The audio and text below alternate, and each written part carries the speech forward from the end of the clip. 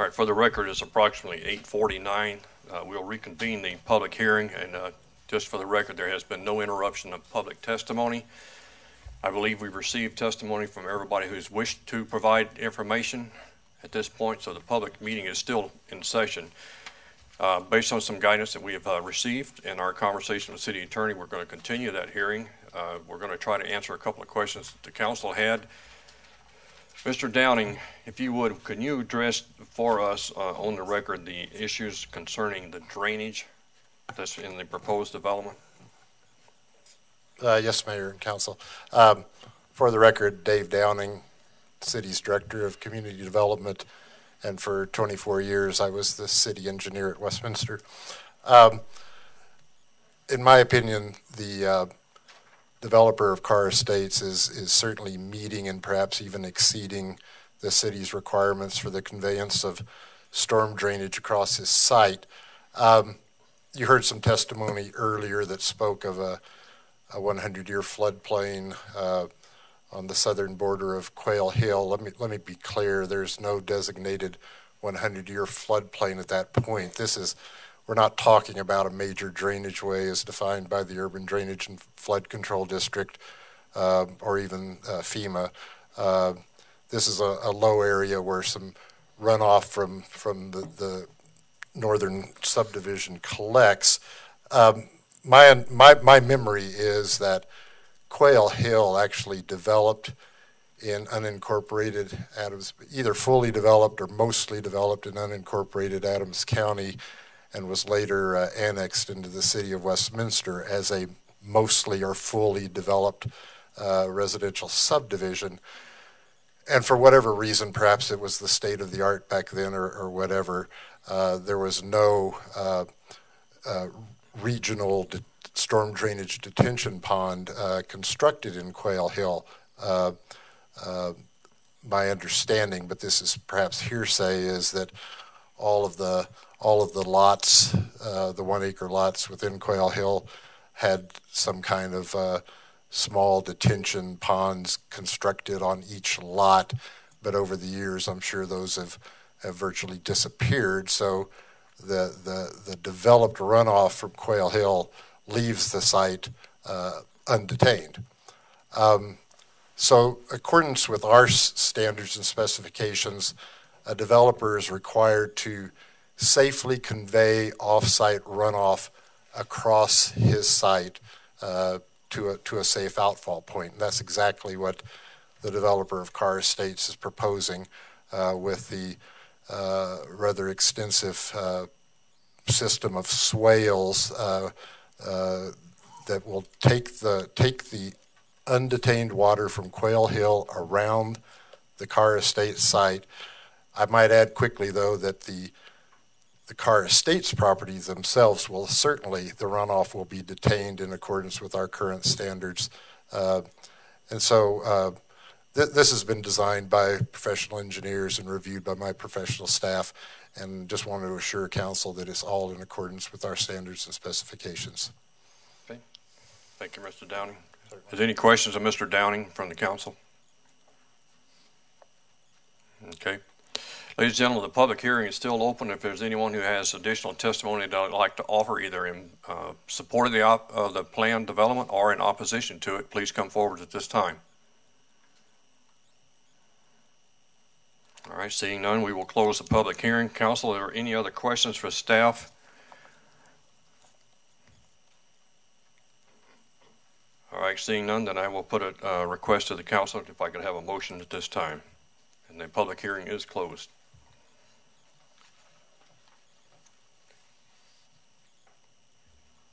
Ms. Seitz? Mr. Mayor, I move to approve an amendment to the combined preliminary and official development plan, Teller and Annexation Area Planned Unit Development, to amend the combined document into a separate preliminary development plan to be titled Wilcox Subdivision, Carr Estates, First Amended Preliminary Development Plan, and with changes as shown and presented to Council.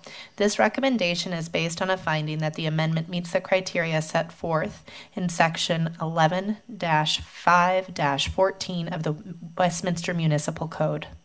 Mr. Demont? Second. I have a motion and a second. Councilor, any other discussion at this time? Mr. DeMott, go ahead. I want to thank everybody for coming tonight. I want to put on the record that I think that the criteria laid out here in our code is met, and one of the most compelling pieces of evidence in my mind was when this was annexed into the city of Westminster, it was zoned for 2.5.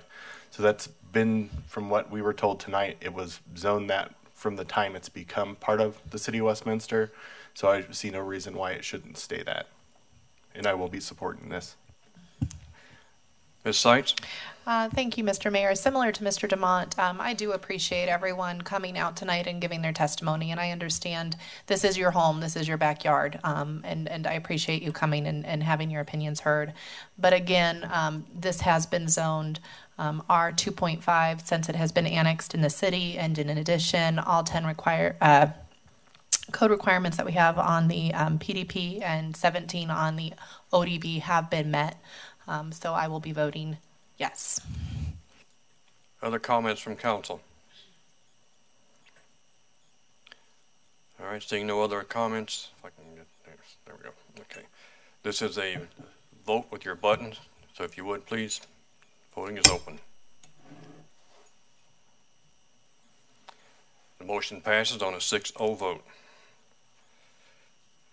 Ms. Seitz, if you would take the next motion, please.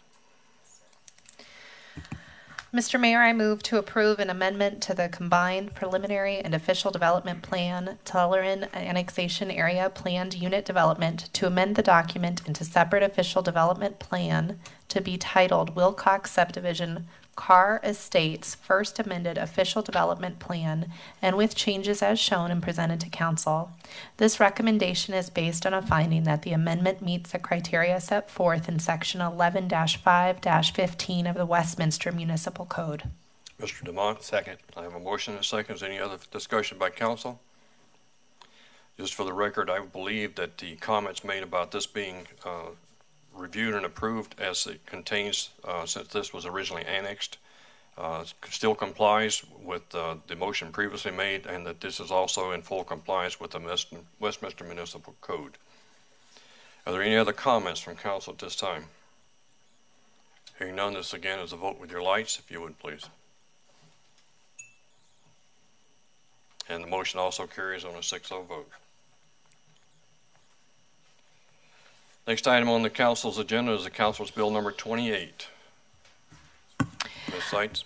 Mr. Mayor, I move to pass I move to pass Councilor's Bill number 28 on first reading, vacating a portion of the Lippin Street right-of-way at its terminus at the south end of Quail Hill subdivision, and vacating the right-of-way of West 145th Place, west of Lippin Street, within the Tullarin subdivision amended Plat 2.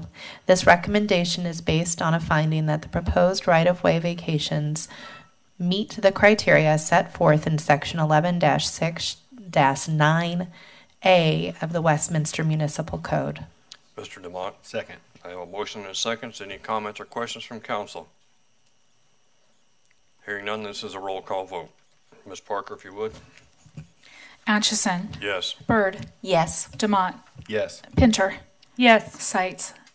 Yes. Scully. Yes. Thank you, ladies and gentlemen. This motion also carries a 6-0 vote. The next item on the agenda will be the public hearing and action of Alpine Vista Townhomes Planned Unit Development.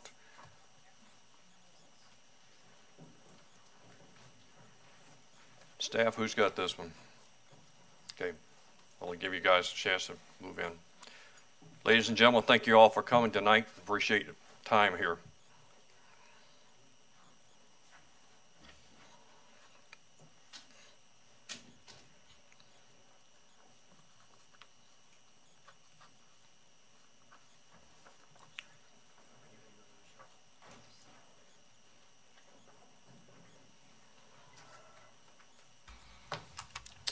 Okay, guys, you're on.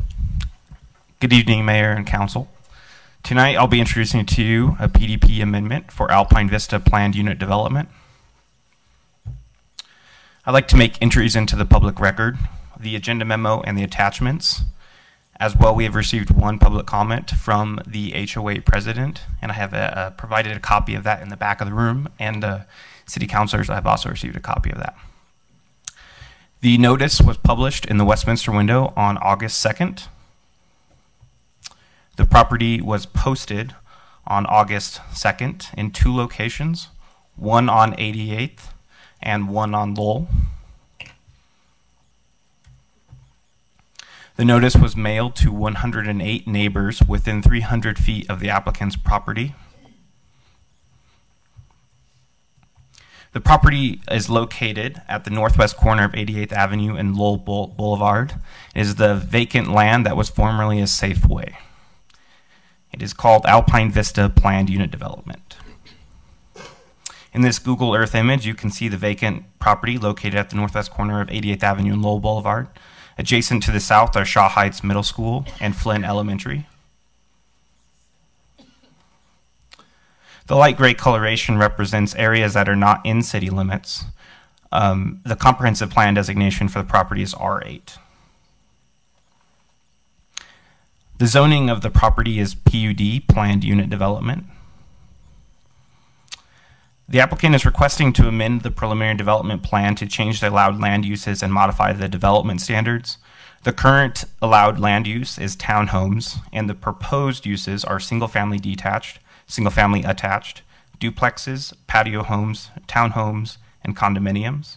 And then the development standards will be updated to reflect a new design concept.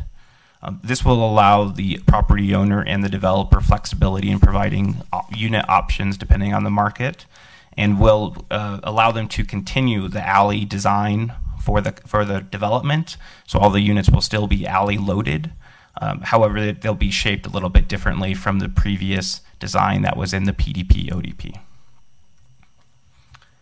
The Planning Commission voted on July 10th, 2018, unanimously 7-0, to recommend the City Council approve the proposed PDP amendment.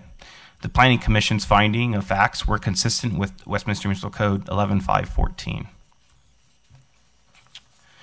The proposed PDP amendment will change the land uses and modify the development standards, which requires a legislative approval by the City Council.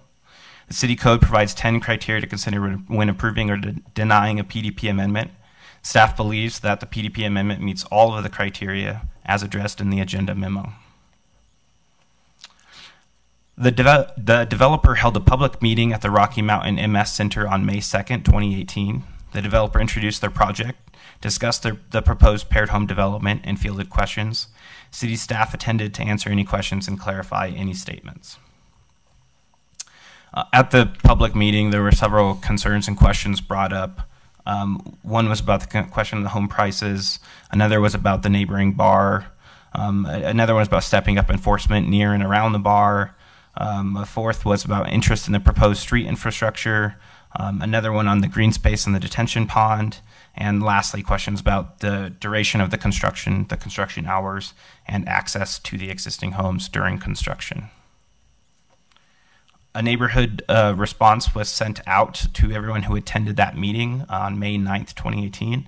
That response was included as attachment 8 of the agenda memo. Of those attendees, there has been no further contact from those attendees. Staff analysis and conclusion is that the proposed PDP amendment meets all of the criteria for approval listed under Westminster Municipal Code 11.5.14. We believe that this request meets the following City Council goals of vibrant, inclusive, and engaged community, beautiful, desirable, safe, and environmentally responsible city. Our recommendation is that you hold a public hearing and recommend the City Council approve a First Amendment to the preliminary development plan for Alpine Vista Townhomes Planned Unit Development to change the permitted use from townhomes to include single-family detached, single-family attached, duplexes, patio homes, townhomes, and condominium uses, as well as revise the development standards to reflect a new design concept. And the applicant is here tonight. They'd like to make a presentation. I would let you know that they do have images of their concept of what they'd like to build. However, those have not been reviewed and they're not included as part of the PDP. Those will be reviewed subsequently as an ODP, and then they'll be eligible for approval administratively by the city manager. Okay, thank you, sir. Any other comments at this time? Okay. All right. Is the applicant present? If you'd like to, sir, come on down and identify yourself. Good evening. I'm Tyler Jones. Thank you, City Council and Mayor, for taking the time this evening to discuss our Alpine Vista PDP application. Thanks, Jacob, and the rest of the planning staff for your help throughout this process. As I mentioned earlier, my name's Tyler Jones, and I am with Berkeley Homes. We're a locally owned, privately held home builder with a goal to provide the highest quality product within the varying market segments that we build, from entry-level homes through luxury move-up homes. We were founded in 1985 and have built roughly 2,000 homes throughout the Denver metro area, from Centennial, Highlands Ranch, Denver, Parker, North Glen, and here in Westminster. We have done 2 projects in Westminster. The first, which is now completed, is Schoenberg Greens off 73rd and Sheridan. It was a 52 single-family home development. The second, which is currently being built and getting close to sold out, is our project just right down the street from here at Connections, which is across from the RTD Park and Ride off 88th and Yates. It is a 59 single-family home development. Alpine Vista, as Jacob mentioned, is off 88th and Lowell, just down the street from our Connections project. It was originally started in 2004 when the original developer constructed 16 of the 100 originally planned townhomes and then abandoned the site, where it has sat vacant since then. Our plan is to build out the site with paired homes, 72 paired homes, which is currently under the allowed density on the site. As Jacob mentioned, here is our kind of initial concept plan that we're working through right now of a layout on the site, alley-loaded product. And then we have some just rough architecture as well, where our plan is to have kind of a large front patio, most of them opening onto shared paseos, each with their own private backyard space, attached 2-car garage ranging from 1,400 to 1,700 square feet. Thank you for your time this evening considering our PDP. Let me know if you have any questions. Okay. Council, you have any questions of Mr. Jones at this time? Seeing none, don't go away. Staff, any other comments at this time? Okay. Council, are there any other questions of staff at this time? Okay. Down here.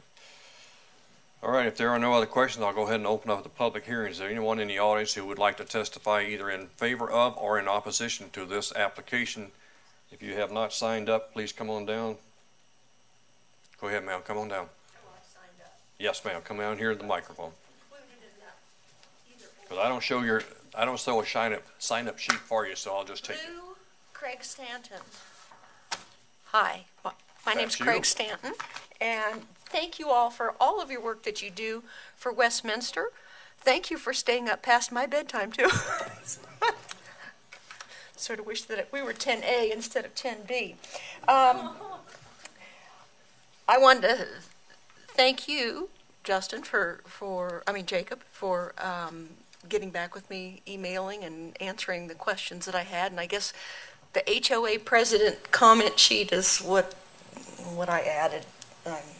Sent to him. Do me a favor, ma'am. Pull the mic a little bit closer to you. Sure, I didn't know if it was working this working. time. Okay, all righty. So in the beginning, our HOA had numerous concerns, and after talking with city planning and Tyler's met with our HOA a couple times, most of the concerns have been taken care of, but we still have several that I think need to be addressed. We had an ownership issue on the green space at the south end of our 16 units, and this evening in talking to Tyler, he concedes that he doesn't think that they have anything to do with it, that it does belong to us, which is a big relief.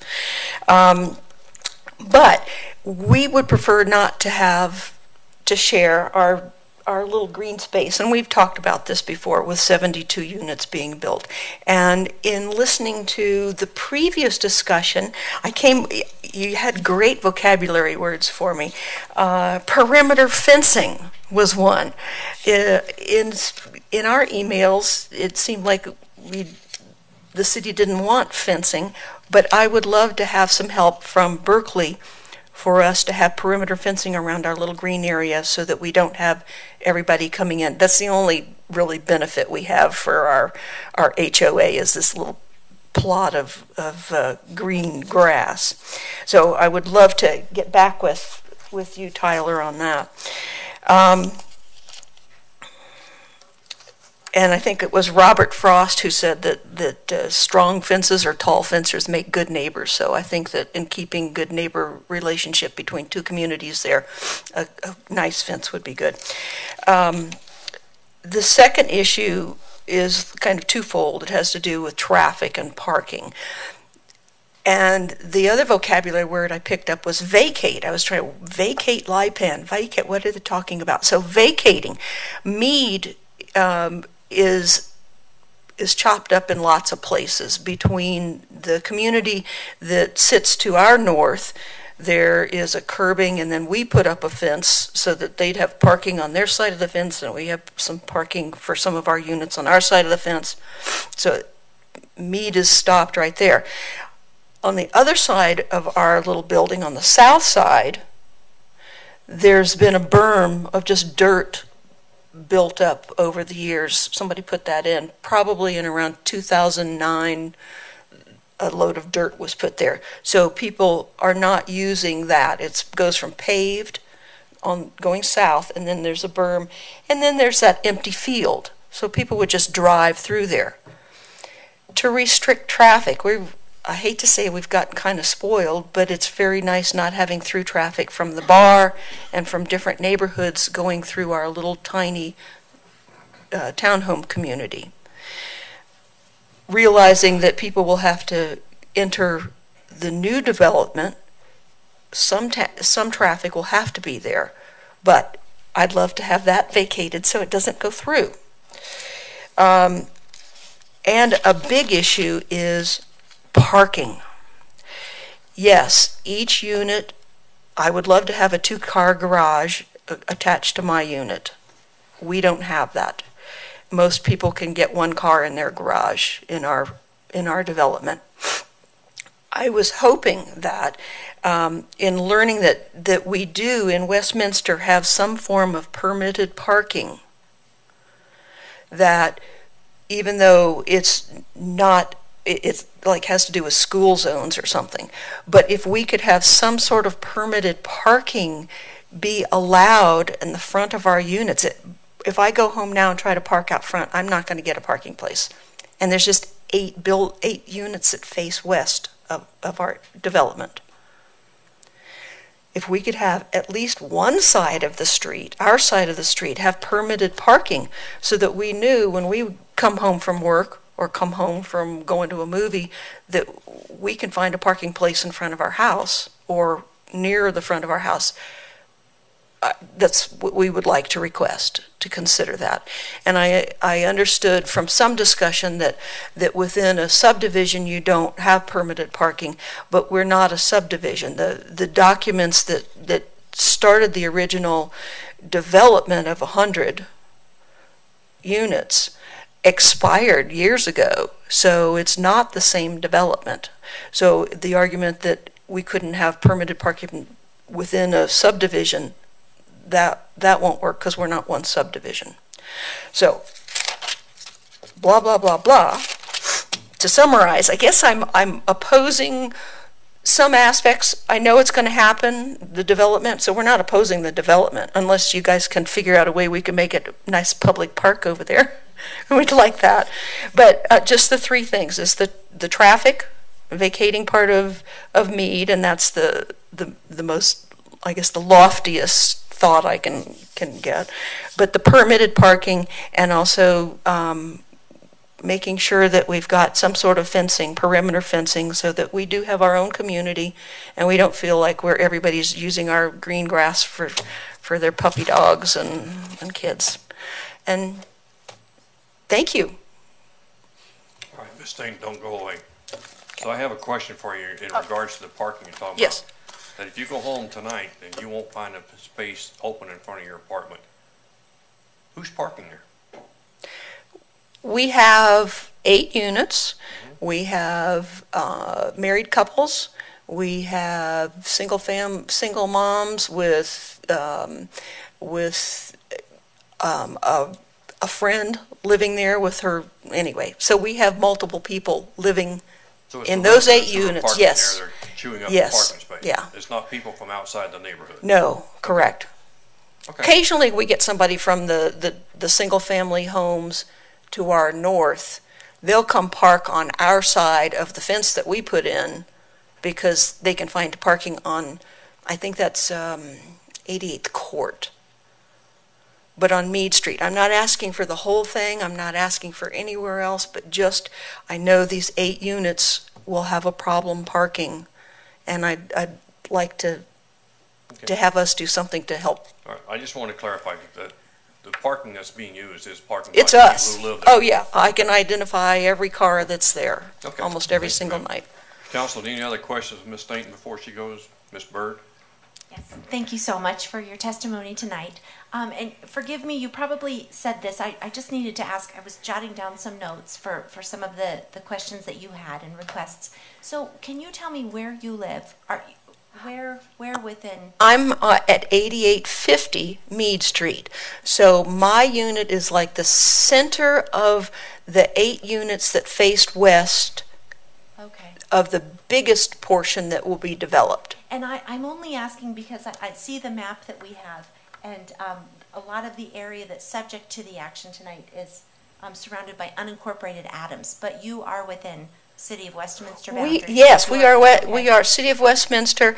It took us a long time to get a no thoroughfare sign for the bar people to not drive back, and then because we've had a few accidents with I don't know, drunk drivers or whatever, backing up and trying to turn around and get out of there. It took us a long time, but we finally did get a Westminster sign put up at 88th, not 88th, but about 88th Court in Lowell. Okay, and then you referenced the green area that you have. Is that a city park or which? No, it's who on owns- It's our It's all- side yard. It's our It's your little side It's our. yard. Okay, We've been thank paying for years to water it. I hope it Oh, belongs that's to right. us. So that's your side. Yes. Right there. Okay. So we had a worry, a concern that because in the early development brochures, our green area was being shown as green, whereas our townhomes were being shown as gray and already existing.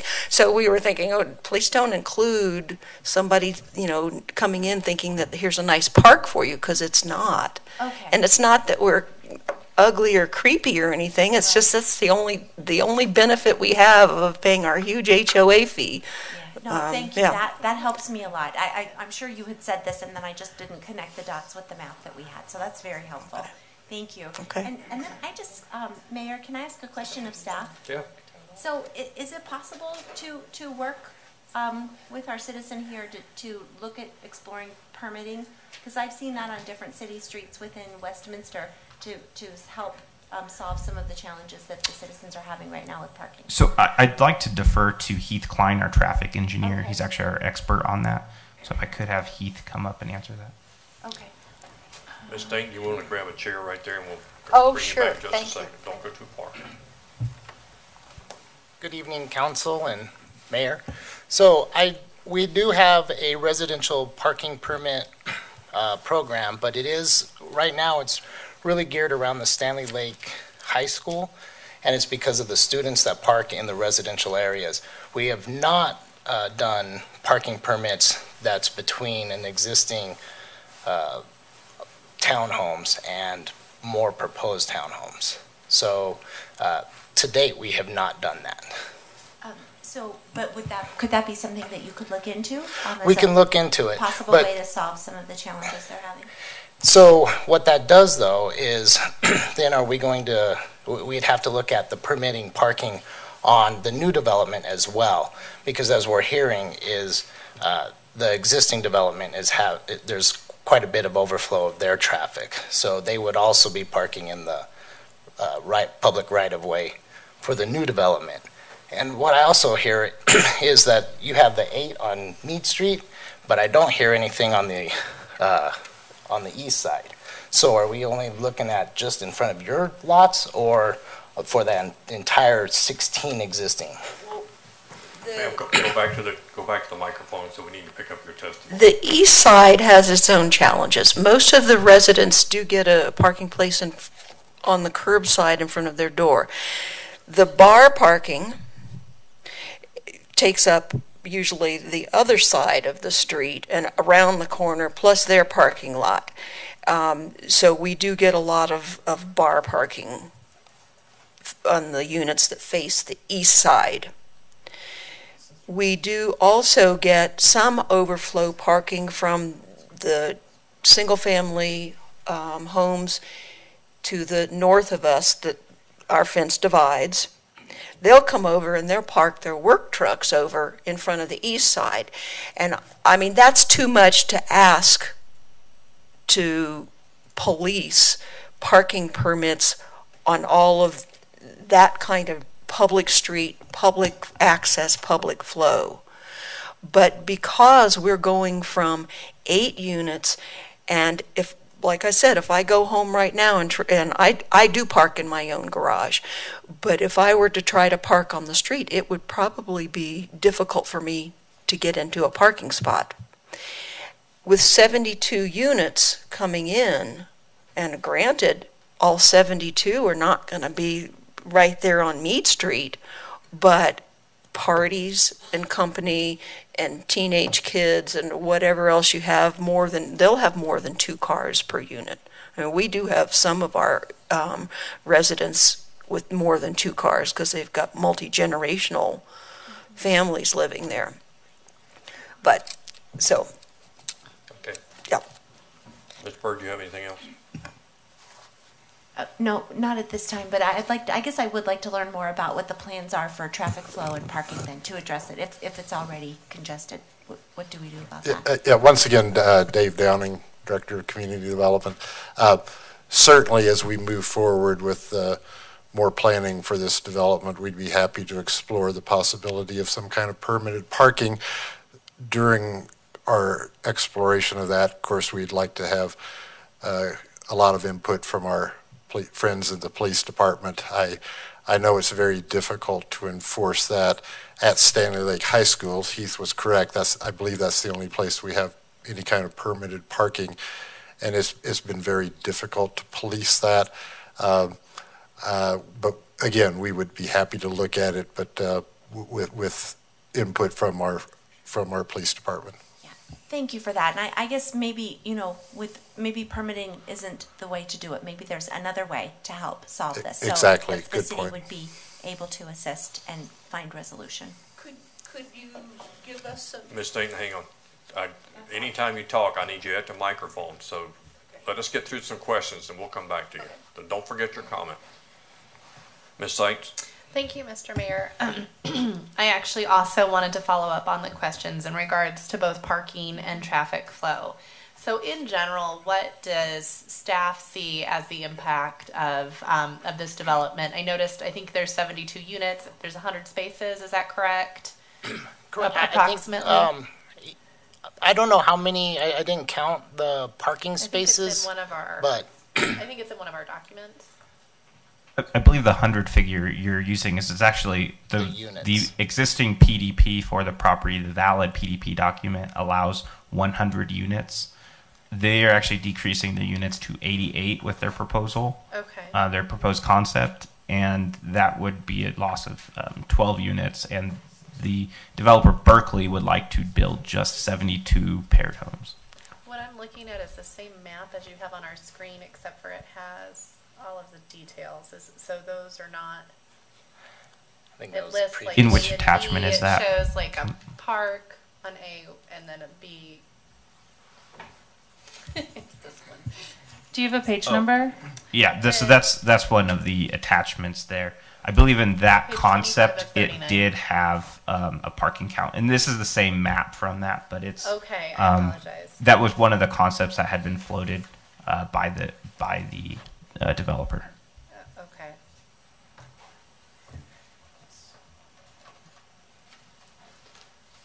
So, do we feel comfortable with the 88? I guess what I'm asking is, what are the traffic impacts and what are the parking impacts? Do we feel that this We do. that this plan? We do feel comfortable that the site would be parked. They have their own parking on their lot, as well as overflow parking in the public right of way. And then we also heard a concern about kind of circulation and traffic, and right now they kind of enjoy having that berm and kind of a buffer from some of the circulation issues.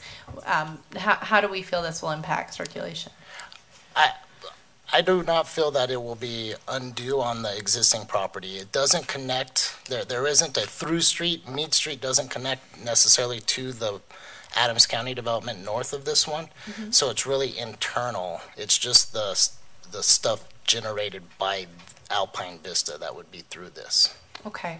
So. And then I have one last question, but it's not for you because it's not Okay. a traffic one. All right. It has nothing to do with cars.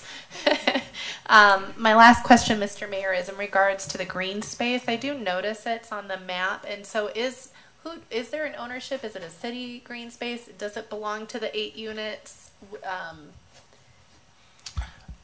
Yes, Counselor. So the green space is referred to as Tract A under the plat for Alpine Vista Townhomes. On side, available for everybody reviewing. It's not labeled. I do have a red laser pointer on the screen hovering over it right now. Tract A is not owned by the owner who Berkeley is working with. I see. My understanding is the HOA owns it. However, I have not seen any legal documentation to actually prove that. I haven't seen a deed. That's just what I've heard. So, and then on the map I have, I don't know if this is the exact. There's also a B that's like, it looks like maybe a little pocket park that's in between units 46. This has recently come up that the HOA did not want to share the green space. It was not understood at the time. And so the Berkeley will be looking at alternatives to make sure that they meet the minimums as required by our design guidelines. Okay, so we will hold them to that minimum, Correct. even if tract A is not an option. Correct. And this PDP amendment does not exempt them from that requirement at all. They will still be required to meet the minimum amount of points for that. So they will provide their own open play area outside of tract A, or private park area outside of tract A. Thank you so much. I appreciate it. And thank you for coming out and your patience tonight, waiting through 10A. I know that was a long one, so Just, that is all. oh, you're done. All right, Ms. Scully.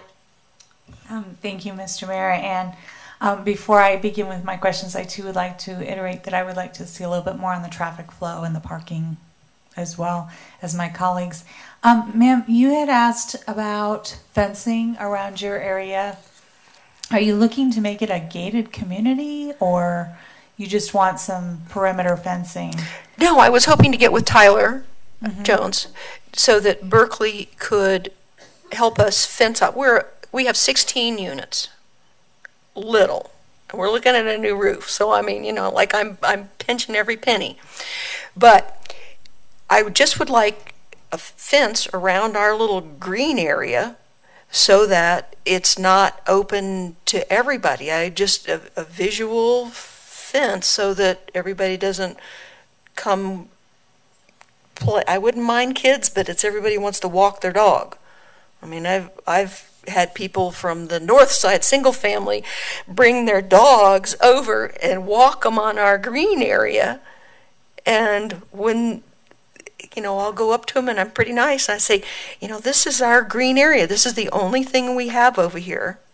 And I don't know what your HOA fees are, but mine are like $200+ and you're paying $60 a month. And this is what we're paying for over here because we're so small. Could you walk your dog somewhere else?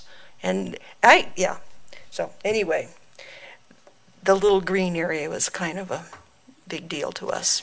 And that little green area belongs to your HOA area? That's what we thought, but when it started appearing in the drawings as green and kind of up for development and counting into their open space, it really got us to worrying. And just this evening, Tyler says, that's not in the mix. Don't worry about it. That's not We don't own it, we're not buying it, you guys own that as far as we know, and we're not planning to use it. So I thank Tyler for that this evening also. I did have a couple of comments on some of the drawings, and thank you very much for your clarifying questions, Ms. Sitz, that you saw 100 parking places on the drawing down at the kind of the bottom on the left.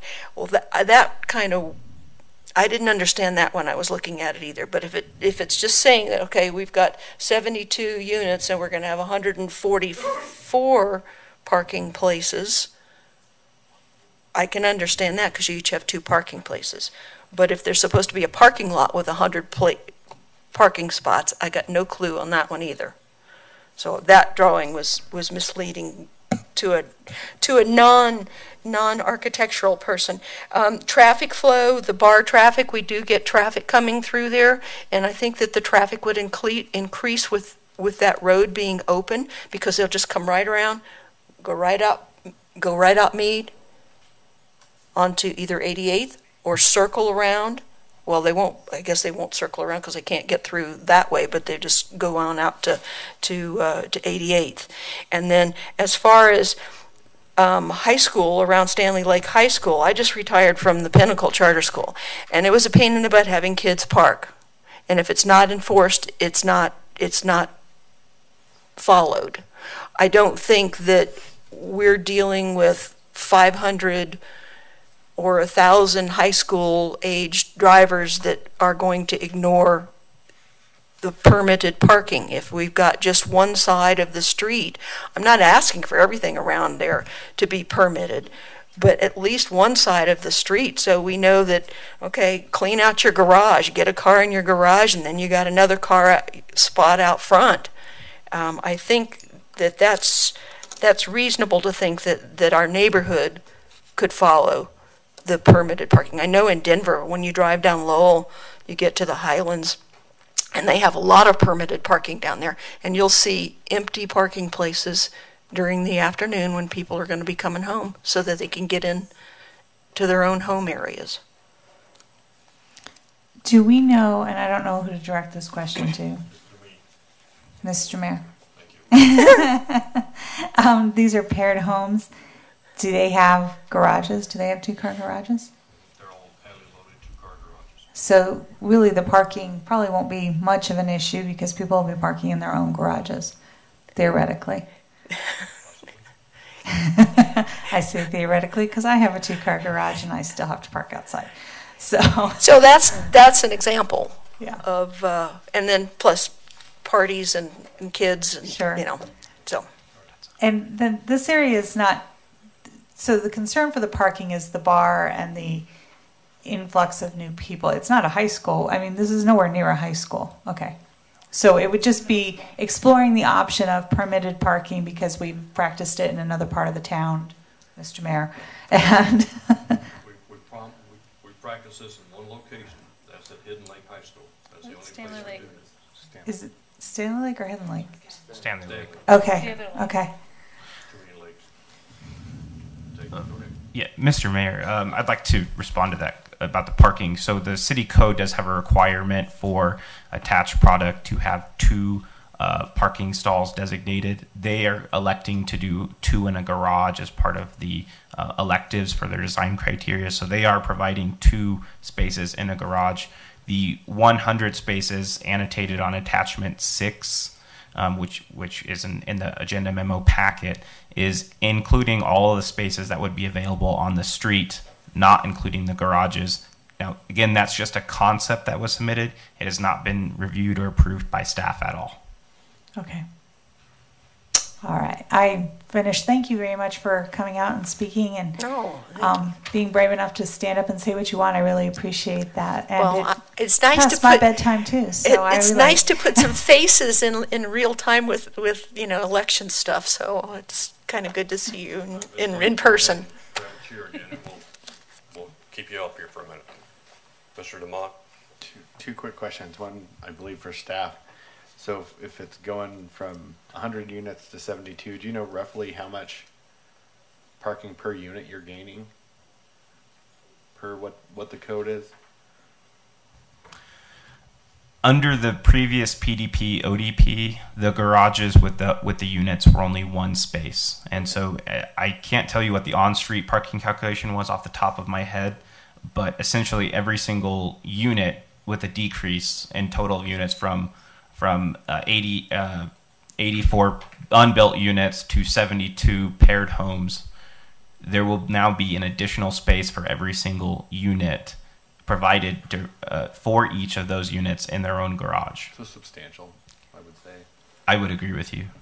My other question, I think, is for the gentleman from Berkeley. So we're looking at the drawing here that has the unit 60 and 66 that abuts to the green space that Yes. has been mentioned. Can you tell me what the delineation, what's on the side of those houses? I was trying to look through pictures to see, is that just open from the side? How are their yards? On the far east side. Mm-hmm. So that's just a bit of a Maybe buffer. the The commercial area is on the far east, and so what we felt like was to. I'm sorry, not on the east side, the side that abuts to the park. So I think. that'd Okay, be so the yeah, so north like side. each unit has a private backyard space, and so Okay. what you see there, the two dashed lines,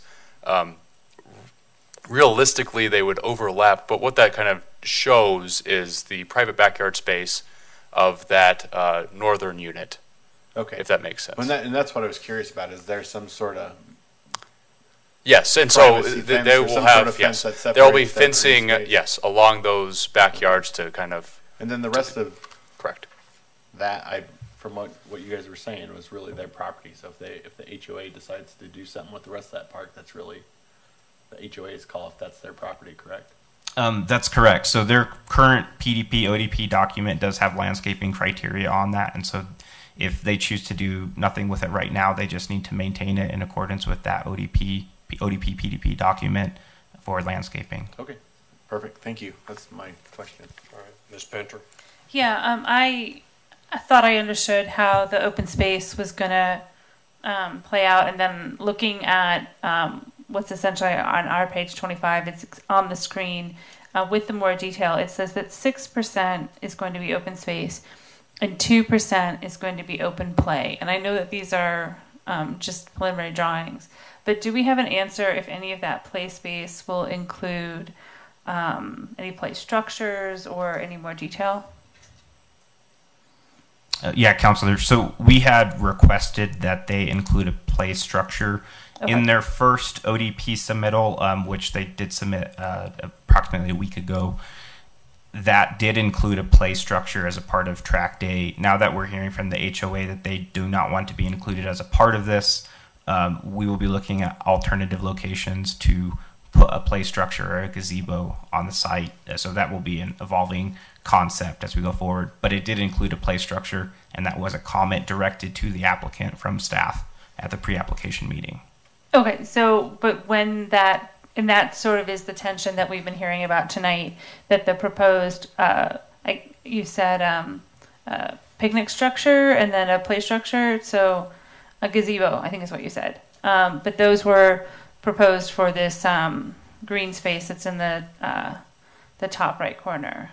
Yeah, and track day. So originally Track day. the concept that Berkeley had proposed to the city staff to take forward was that they would like to share, they at the time wanted to share track day with the existing HOA, and they would share the maintenance burden across all of the units, and that would probably financially help the HOA members. But then it would provide a central location for the existing residents and the new residents to share together, and that way they could have kind of just one community as it was originally planned, regardless of unit type. So, but that, knowing that the HOA does not want to pursue that at this time, the Berkeley will be looking at alternatives. Okay, and we'll keep that question front of mind. Okay, great, thank you. Mm-hmm. Other questions from council at this time, of staff? Any questions for the applicant? Or Ms. Stainton? Any other comments or questions? Ms. Stainton, let's try to wrap your comments. It's just a question. I thank you for trying to clarify the permits for parking. I hope that it's possible to have a second location in Westminster, because as we become denser and denser in our population and build out places, to make good neighbors, I mean, it's kind of, it's not a fence, but at least it would help our small 16-unit community feel like Westminster was taking care of us as well as the development. And I know we're going to get along. Tyler's very easy to get along with, and we have no problems in working with them. But as far as the city goes, I hope that you can see your way through to helping protect us and our quality of life in our little development. And again, thank you for all that you do for the city. Okay, thank you, ma'am. Are there any other comments in regards to the application, either for or against the application tonight? Okay, any other last comments from council? All right, seeing none, it is approximately 9:40. We will close the public hearing, and I will entertain a motion at this time. Ms. Byrd. I move to approve a first amendment to the preliminary development plan for the Alpine Vista Townhomes planned unit development to change the permitted use from townhomes to include single-family detached, single-family attached, duplexes, patio homes, townhomes, and condominium uses, as well as to revise development standards to reflect a new design concept. This recommendation is based on a finding that the amendment meets the criteria set forth in Section 11.5.14 of the Westminster Municipal Code. Ms. Pinter? Second. Okay, I have a motion and a second. Is there any other discussion by council? Mr. James, or I'm sorry, Mr. Jones, get it right. I would ask, just as a courtesy, that you two would get together and talk about your common interest of the little park outside of the council, and hopefully by the time this comes back to us again, we won't have any issues. I think you guys will get along wonderfully as neighbors. Okay. Seeing no other council comments, this is a vote with your light item. I ask you please go ahead and cast your votes. And we squeaked by on a 6-0 vote. So you guys are good to go ahead and move to the next step. So thank you very much for your time. Council, the next item on the agenda is Councilor's Bill number 29. Mr. DeMott.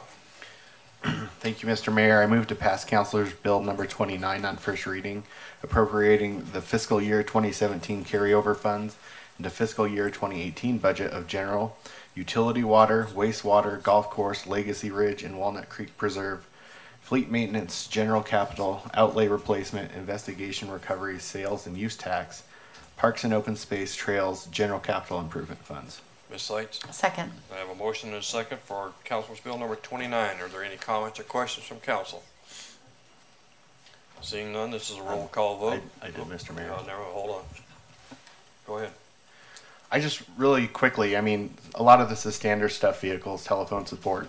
Earlier this year, I reached out to Don and the city manager's office in light of some of the officers that were lost in Colorado, and there was a move to look at ballistic vests and helmets in different departments, and I had reached out and asked about it, and they got with our chief, and so that is something that is in this tonight, and I'm very pleased to vote yes for it, and it gets 56 sets of gear for our officers so that they can make sure they go home safely. Okay. Thank you, Mr. DeMott. Any other comments from council?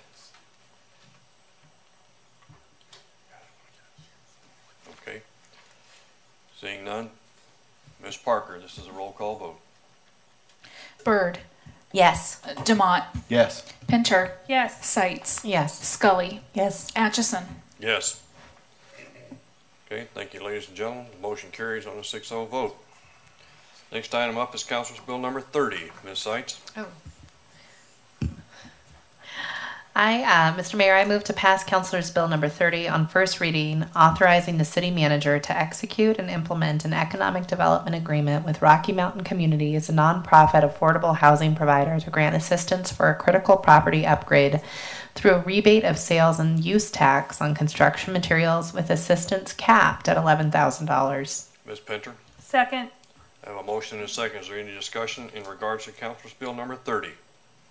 Ms. Byrd? I'm just going to thank our Economic Development Department for being so thoughtful and continuously looking for new ways, thinking about all the tools that we have in our tool chest and just creating new tools in the tool chest by good thinking to make sure that we are doing more work to put more affordable roofs over people's heads. So thank you very, very much. I'm personally grateful for it. Ms. Pinter? Yeah, I have to second that. And I was continually stunned when we're looking at the average median income that a bunch of these include 80% average median income. With the AMI that they had selected, that means that these homes, people are qualifying for them at $71,000 a year.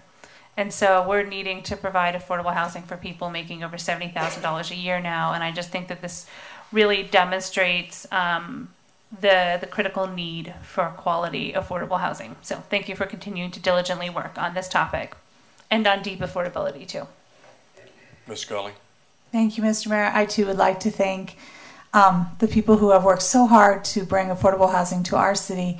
We continue to hear this from our residents over and over, that this is a major issue. Finding housing in this city that they can afford is a problem. And I know that we have very low unemployment right now, but the reality is if the living wage doesn't match what we have to pay for an apartment for rent, it doesn't really matter if we have low unemployment. If you're working 2 and 3 jobs, you're not making enough to live in this city, and that's unacceptable. So I appreciate all the hard work, especially you, Molly, that puts so much time into this. Thank you so much. Any other comments from council? Again, this is a roll call vote. Ms. Parker?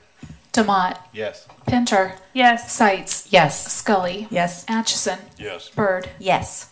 Motion carries on a 6-0 vote. Next item is item E, Councilor's Bill number 31. Ms. Pinter? Move to pass Councilor's Bill number 31, authorizing the city manager to execute a lease agreement with Ascent Westminster LLC for use of a patio located on the portion of Tract F within the South Park in downtown Westminster. Do I have a second? Mr. Have a motion and a second. This is a roll call vote, but if there's anyone who has any comments at this point?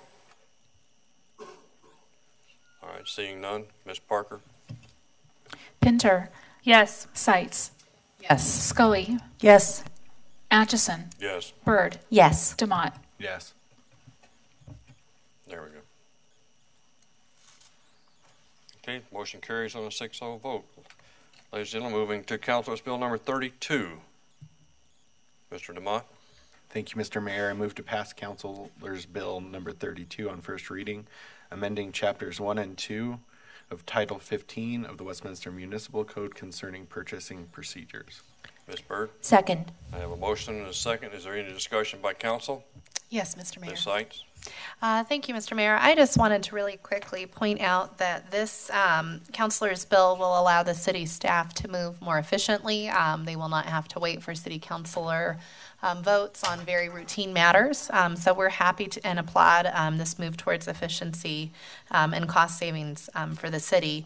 I do want to note, however, that we will have at a later date, hopefully within the next few months, an amendment to this that will talk about codifying best value contracting and making sure that's part of how we approve things in perpetuity. Ms. Pinter? Yes, I just wanted to agree. We had a really great conversation at the study session when we were talking about this proposal, and I think there are a lot of efficiencies to be gained by doing this, but I would also be looking forward in the next month or two to having those details around best values contracting and how these decisions are going to be made with some parameters would be very helpful. Thank you. Other comments from council? Seeing none, this is also a roll call vote. Ms. Parker? Sights. Yes. Scully. Yes. Atchison. Yes. Byrd. Yes. Demott. Yes. Pinter. Yes. Okay, motion carries on a 6-0 vote. Ladies and gentlemen, I hate to bring you to this conclusion, but we are complete with business. It is approximately 9:49. We have no executive sessions and no post meetings, so you are free to go home. Despite a slow start, we did well. 9:45 isn't bad. Not bad, not bad. I know. Well, we're done.